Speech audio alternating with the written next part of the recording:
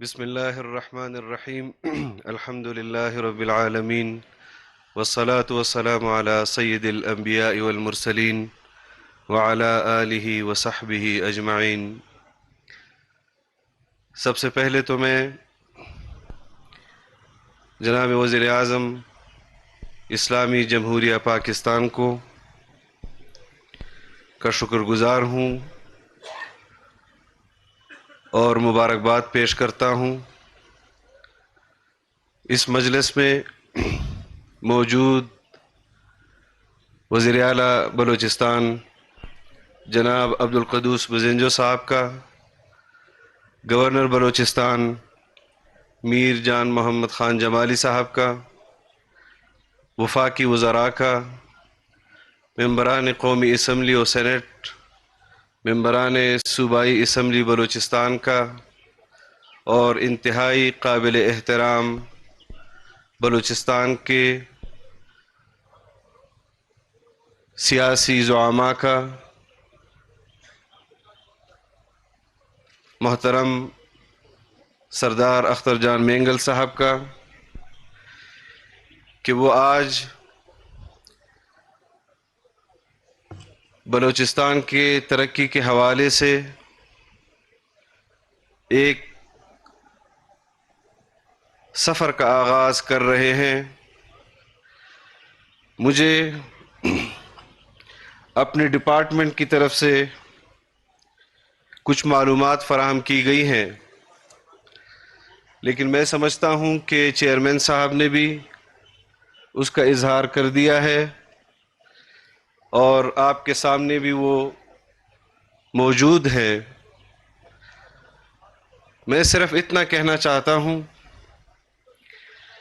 کہ جناب وزیر اعظم صاحب شاید بلوچستان کی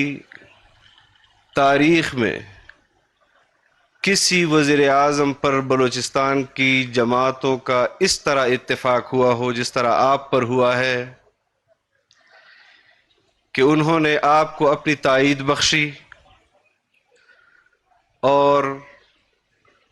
بلوچستان کے مسائل آپ کے سامنے رکھے۔ میں اپنے لیے بھی خوش قسمتی سمجھتا ہوں اور یقیناً آپ کے لیے بھی یہ آپ کی حصے میں یہ اعزاز آیا کہ بلوچستان کا ایک ایسا مسئلہ جو تمام بلوچستان میں رہنے والے مرد و زن کا مسئلہ ہے، اور اس کا افتتاح آج آپ نے کیا ہے، اور ہم اس میں آپ کے شریک سفر ہیں۔ آج جس طرح چیئرمین صاحب نے آپ کے سامنے 2 سیکشن کے حوالے سے بات کی، مجھے یاد ہے کہ جب ہم تحریکوں کا آغاز کر رہے تھے اور پاکستان میں تمام سیاسی جماعتیں منتشر تھیں، وہ آئین پر متحد ہوئی، وہ پاکستان پر متحد ہوئی، اور اس صف میں بیٹھے ہوئے بلوچستان کے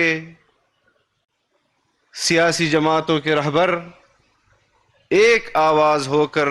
پاکستان میں آئین کی بالادستی اور قانون کی حکمرانی کے لیے آپ کے شانہ بشانہ رہے۔ اس سے پہلے بھی میں اس بات پر بھی فخر کرتا ہوں کہ جس طرح 70 کی دہائی میں سردار صاحب کے والد صاحب کی حکومت تھی، اور ایک جمہوریت کی بقا کے لیے، ایک اتحاد کے لیے جب ان کی حکومت ختم کی گئی تو ہم نے اتحاد میں ہوتے ہوئے اپنی حکومت قربان کر دی، اور اس کے بعد بھی جب آئین پر شب خون مارے گئے تو ان کے والد صاحب میرے دادا جان سردار اکبر بگٹی رحمہ اللہ اور حاصل خان بزنجو، ان کے والد صاحب، یہ تمام اس سفر میں شریک رہے۔ پھر اپنے افکار اور نظریات کے لیے